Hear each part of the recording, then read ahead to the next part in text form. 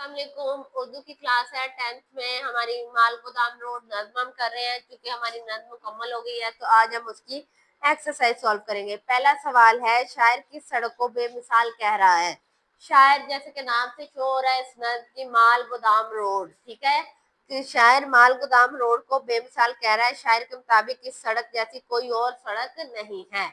ٹھیک ہے, شاعر مال گودام روڈ کو بے مثال کہہ رہا ہے. شاعر کے مطابق اس سڑک جیسی اور کوئی سڑک نہیں ہے.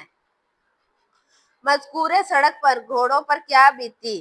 سینکڑوں گھوڑوں کا انتقال کہاں اور کس وجہ سے ہوا؟ جی, اس کا جواب ہے سڑک پر ٹانگیں الٹنے سے کئی گھوڑوں کا انتقال ہو چکا ہے. اس سڑک پر ٹانگیں الٹنے سے کئی گھوڑوں کا انتقال ہو چکا ہے.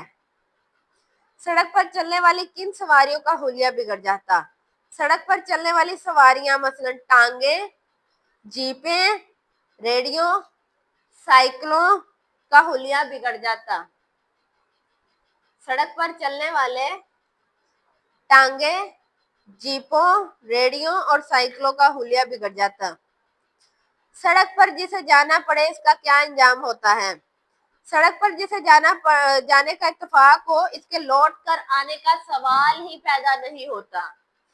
جسے بھی سڑک پر جانے کا اتفاق ہو اس کے لوٹ کر آنے کا سوال ہی پیدا نہیں ہوتا.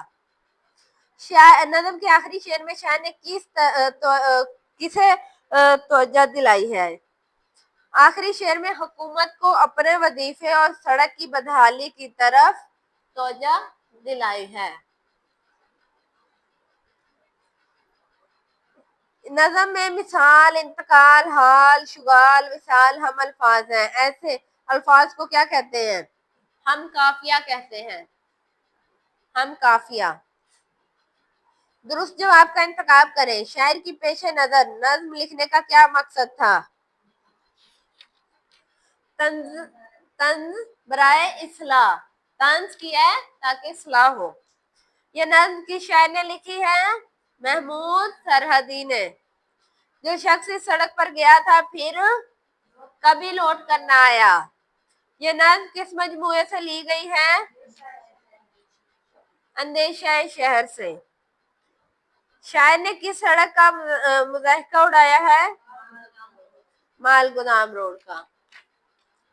اس سڑک پر ٹانگیں الٹ جانے سے گھوڑوں پر کیا گزرتی ہے؟ مر جاتے ہیں. سڑک پر شغال کے چیخنے سے واضح ہوتا ہے ویرانی. جی, جس قدر ویران ہے یہ اس قدر وہ خستہ حال ہے. دفن ہو سکتا ہے جن میں ڈیش باد ازاں آدمی